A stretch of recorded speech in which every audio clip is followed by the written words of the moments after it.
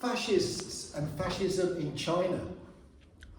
No one has ever asked me this before, and this is my answer, in that the Chinese economy, the Chinese political system at the moment, talked a bit about this last week, is been successful for the rulers and has delivered rising living standards for most Chinese people. It was massive in compared to what it was. And the Chinese Communist Party is one party, dictatorial, and it rules over everything. So I think what I'm saying is there is no space for fascists to organise in China. It'd be very difficult, and there is a question of there's no need at the moment, because China is, compared with, if you look at the crisis going on, say, in the British economy at the moment, it ain't like that. In Russia, the economy absolutely went into free fall after Yeltsin and the perestroika and the opening up, and all of the assets were all sold off.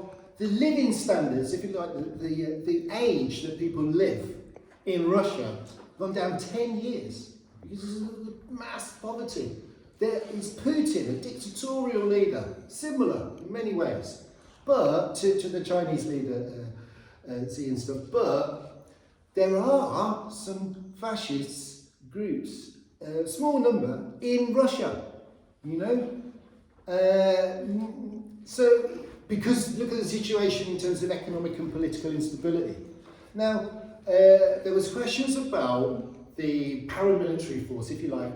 Fascism is like suits and boots, you know. I was going to say suits and boots, but when you get Meloni, who's a woman, suits description doesn't quite fit. But actually, if you look at her, she does wear quite posh clothes, you know, because she's presenting herself in this way. The balance between how much the suits are in the forefront and how much the boots are, it depends. I'm so glad someone mentioned, a couple of people talking about Greece. In Greece, Golden Dawn, fascist party, the fascists were elected and the fascist MPs went out and committed murder against the young black rapper. That's unusual. Usually they get somebody else to do that, you know, and they're separate.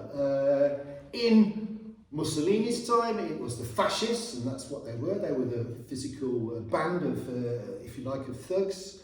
Hitler had the stormtroopers. Mosley in Britain had he called them the Fascist Defence League, and said they're about protecting our meetings from those violent Jews and Reds and communists who were trying to attack us. And I think you said, I mean, if you look at, well, where's the fascists in Marine Le Pen? They're not open. But who are her bodyguards?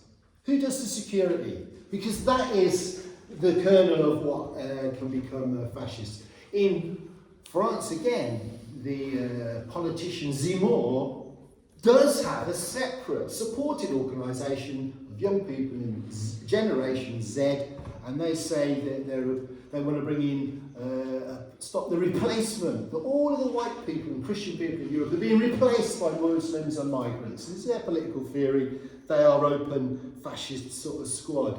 We've had in Britain the supporters of Tommy Robinson and the football supporters, he's called them Football Lads Alliance. They were just the military, just the thugs, the racist thugs on their own. Then later he says, I want to stand in elections now, and he puts a suit on. So there's this balance between the two, but there always is the two. Now, there's been this massive victory in Italy for Meloni, and there's all the others.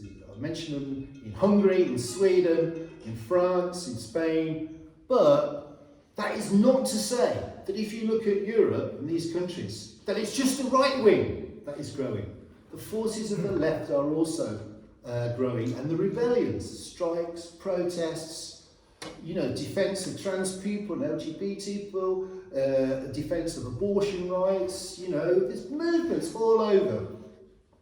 But when it comes to opposing fascism, there is a political view that if we fight on bread and butter issues, if we win on wages, we're going to be all right, and the fascists will just disappear.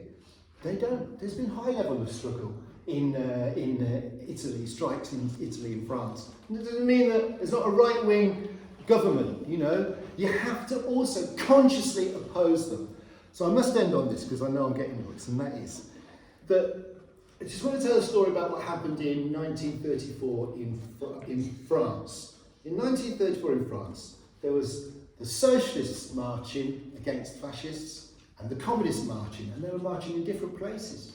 But they came together. And when they came together, they started to go, wow, this is good, look how strong we are. And they chanted, unity, unity, because the left were united in the fight against fascism in 1934. 2 years later, there's a massive strike wave and occupation of factories and almost a revolutionary movement in France. What I'm saying is that unity against the fascists can open the door to united struggle led by revolutionaries to bring about, and this is your question, a complete change in society and a vision of a better society. If we don't have that, then the fascists will, you know, be able to divide us. So speed the day, revolution is the answer, and that's enough, I've said enough.